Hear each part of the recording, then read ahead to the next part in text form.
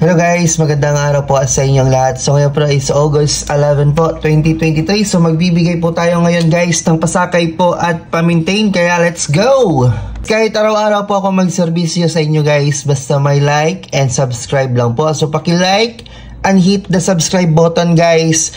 At paki-comment na lang din po kung taga saan po kayo para free shoutout po sa susunod po na video.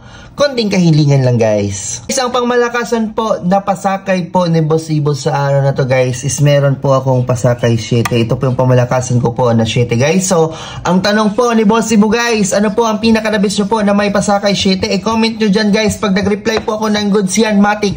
I-pick nyo po yan guys, no? Pasakay 7, i-comment nyo dyan sa ibaba. Para naman po sa akin guys, ang pangmalakasan ko po na may pasakay 7 guys is meron po akong 708 at saka 716. Focus lang po kayo sa 7 guys.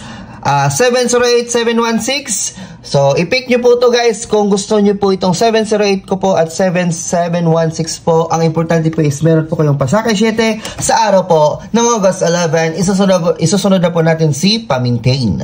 Guys, sa hindi pa po pala naka-join sa ating YouTube community guys, 79 for 1 month lang po. Nahulog lang po iyan guys na tag 3 pesos po per day. So, meron po tayong special combi dyan guys. Exclusive lang po sa mga taga YouTube community guys. Ito po yung, so may access po kayo guys. Ma-open nyo po tong video na to pag member na po kayo guys. Yan po ang video na sa pinakababa po. Paano po mag-join? I-click nyo po itong join button guys.